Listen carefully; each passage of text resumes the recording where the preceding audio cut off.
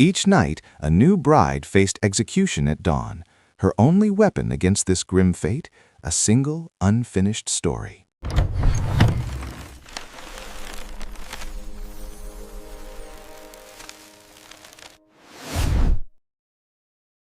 From the flickering firelight of ancient caves to the grand theaters of empires, storytelling has always been humanity's most profound magic. It's how we make sense of our world, pass on wisdom, and connect across generations. But what if a story wasn't just for entertainment or education? What if it was a matter of life and death, literally a means of survival? That's the extraordinary tale of Scheherazade, a woman whose wit, courage, and narrative genius saved not only herself, but an entire kingdom from a tyrannical king.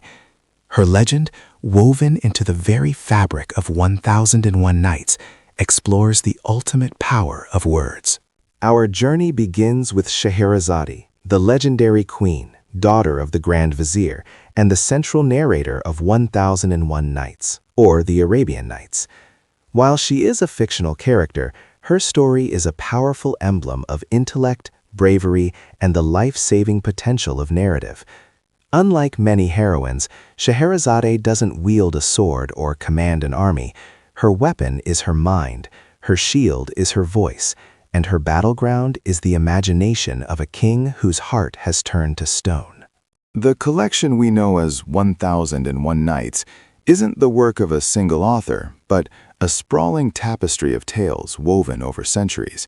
Its roots stretch back to ancient Persian, Indian, and Arabic storytelling traditions.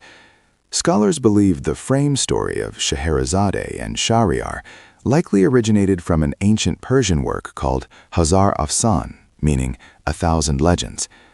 This foundational text provided the dramatic premise for the incredible narrative journey to come, establishing the high stakes and the ingenious solution. The catalyst for Scheherazade's desperate act is the deeply wounded King Shahryar. After discovering his first wife's infidelity, followed by his brother's wife's similar betrayal, Shahryar is consumed by grief, rage, and a profound sense of misogyny. His trust in women is shattered beyond repair. In his twisted despair, he devises a horrific decree. He will marry a new virgin bride each night and have her executed at dawn before she can ever betray him. His kingdom is plunged into a nightmare. Day after day, the Sultan's decree claims another innocent life, casting a pall of terror and despair over the entire kingdom. Families weep, mothers hide their daughters, and the once vibrant court becomes a place of silent dread. No woman is safe, and no man dares to challenge the powerful, grief-stricken monarch. The people live under a constant threat, their lives dictated by the king's brutal, self-destructive cycle. This is the bleak reality Scheherazade is born into, and the one she resolves to end. Witnessing the endless suffering, Scheherazade, the vizier's clever and educated daughter, makes an astonishing decision. She volunteers to marry the king, fully aware of the almost certain death that awaits her. Her father, horrified, tries to dissuade her, citing the dire warnings and examples of other women. But Scheherazade is resolute. She has a plan, born of her deep knowledge of history, poetry, and storytelling. A plan that relies not on force, but on the delicate threads of narrative to capture and heal a broken soul. The Grand Vizier, a man of great loyalty and love for his daughter, is beside himself. He recounts the tale of the ox and the donkey and other parables, attempting to warn Scheherazade of the perils of her audacious plan, comparing it to folly and self-sacrifice. He fears for her life and tries to appeal to her sense of self-preservation. Yet Scheherazade remains firm.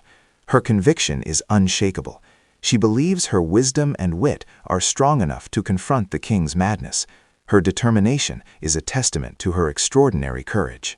On their wedding night, Scheherazade enters the king's chamber. Before dawn, she asks if she can tell a story, a final wish. With the king's grudging permission, she begins a captivating tale, meticulously crafted to pique his interest. She starts with a story that leads into another, and then another, each one more enthralling than the last.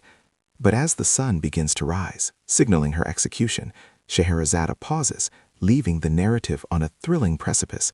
The king, intrigued, postpones her death for another day, eager to hear the conclusion. This cliffhanger technique is Scheherazade's genius. Each night, she masterfully weaves a narrative web, drawing the king deeper into her tales. Just as dawn approaches, threatening to sever the thread of her life, she stops at the most tantalizing moment, promising a resolution that can only be revealed the next night. She understands the human craving for completion, for knowing what happens next. Her life hinges on this delicate balance of suspense and anticipation, keeping death at bay with every unfinished sentence. Beyond the cliffhanger, Scheherazade employs another sophisticated narrative device, the story within a story, or nested narrative. A character in one tale might begin recounting their own adventure, which itself could contain another story. This intricate structure mirrors the complexity of life itself, where every encounter holds a history. It allowed her to explore diverse themes, introduce countless characters, and showcase the rich tapestry of human experience, all while lengthening her storytelling marathon and further enchanting the king. Scheherazade's stories are not just entertaining, they are rich with moral lessons and psychological insights. She subtly weaves in themes of justice, mercy, love, betrayal, and redemption. Tales of wise caliphs and foolish kings, virtuous commoners and deceitful merchants, all serve to hold a mirror to Shahryar's own actions and prejudices. Through the experiences of others, she hoped to slowly, painstakingly heal his wounded heart and restore his sense of humanity, without ever directly confronting his tyranny. The 1001 Nights, as we know it today, is a product of centuries of oral tradition and written compilation across the Middle East, Persia, India, and North Africa. The earliest fragments of Arabic manuscripts date back to the 9th century CE. Over time, storytellers added new tales, adapting them to local cultures and languages. The text wasn't static, it was a living, breathing collection, constantly evolving and expanding as it traveled across vast cultural landscapes.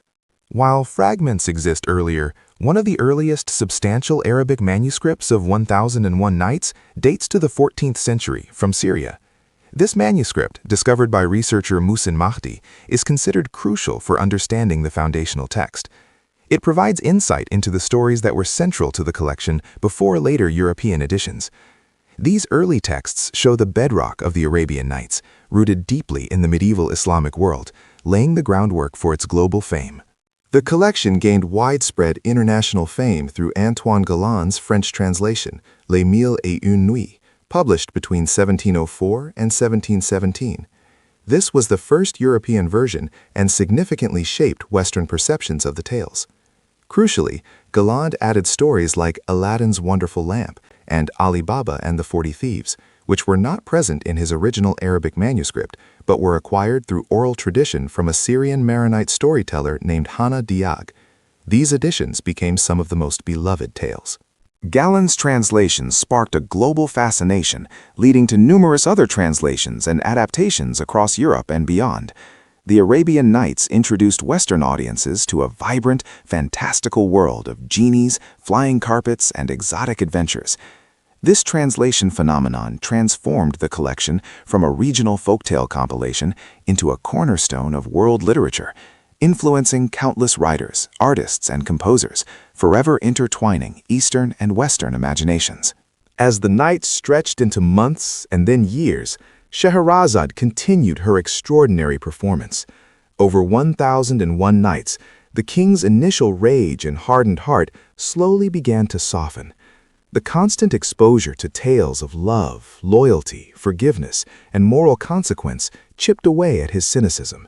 He listened, he learned, and he began to see humanity and women not as a source of betrayal, but as complex beings capable of great good and profound wisdom. Scheherazade's relentless narratives became a form of psychological therapy. Imagine the immense mental fortitude required for Scheherazade's task. Each night she faced not just the king, but the shadow of death. Yet she never faltered, never ran out of stories, never repeated herself. Her resilience wasn't just physical endurance, but an unyielding commitment to her goal, to heal the king and save her kingdom. Her spirit remained unbroken, her mind sharp, her voice captivating. She embodied grace under pressure, a true master of her craft, even with her life as the ultimate deadline. Scheherazade's success wasn't merely due to her eloquence, but her vast wisdom. She was deeply learned, versed in philosophy, history, poetry, and the sciences of her time. This breadth of knowledge allowed her to draw from an endless wellspring of material and to tailor her stories to the king's specific emotional state. Her intelligence was her greatest asset, proving that the pen, or in her case, the spoken word, can indeed be mightier than the sword, especially when wielded with profound understanding. Scheherazade's story is the most literal example of storytelling as survival. For 1001 nights, she literally talked her way out of execution. But her survival extended beyond her own life. By breaking the cycle of violence, she saved countless other women who would have fallen victim to the king's decree. She brought peace and stability back to her kingdom, allowing families to live without fear. Her narrative ensured the survival of her community, both physically and spiritually, demonstrating the ripple effect of one courageous act. Beyond individual survival, 1001 Nights serves as a crucial cultural repository. It preserves a vast array of folk tales, myths, and historical anecdotes from various cultures, offering a window into medieval Islamic society and its rich tapestry of traditions. Through Scheherazade's tales, we encounter diverse social norms, religious beliefs, and daily lives, making the collection an invaluable historical and anthropological record. It's a living museum of human experience, narrated by a woman who understood its value. Scheherazade's agency is a powerful, understated feminist statement. In a patriarchal society where women were often voiceless and disposable, she subverted the power dynamic using her intellect. She didn't seek to dominate, but to enlighten, to heal. She demonstrates that wisdom and persuasion can be more potent than brute force. Her story is a testament to the strength, resilience, and revolutionary potential of the female mind, challenging societal norms and ultimately reforming a tyrant's heart through empathy and understanding. After 1001 nights, Scheherazade reveals that she has borne the king 3 sons during their marriage. Presenting them, she explains that she no longer needs to tell stories, for his heart has been fully transformed. Shahryar, now completely cured of his madness and full of love for his wife and children, grants her a full pardon and makes her his true, beloved queen. The cycle of violence is broken, replaced by love, family, and a kingdom restored to peace. It's a triumph of compassion over cruelty. The 1001 Nights has cast a long shadow over global literature. Its influence can be seen in countless works, from Chaucer's Canterbury Tales with its frame story to Boccaccio's Decameron, and even modern fantasy epics. The narrative techniques, character archetypes, and fantastical elements pioneered or popularized by the Knights have become staples in storytelling across cultures, proving the enduring power of these ancient tales to inspire imagination and creativity. Scheherazade's saga has inspired masterpieces across various art forms. Rimsky-Korsakov's iconic symphonic suite, Scheherazade, 1888, beautifully captures the exoticism and drama of the tales through music. Countless painters, from Edmund Dulac to Kay Nielsen, have depicted scenes and characters from the Knights. From early silent films to modern animated features like Disney's Aladdin, the visual and performing arts continually reinterpret and celebrate this timeless collection, bringing its magic to new generations. In contemporary scholarship, Scheherazade is often hailed as an early feminist icon. She uses traditionally feminine tools, empathy, communication, and intelligence, to dismantle male tyranny.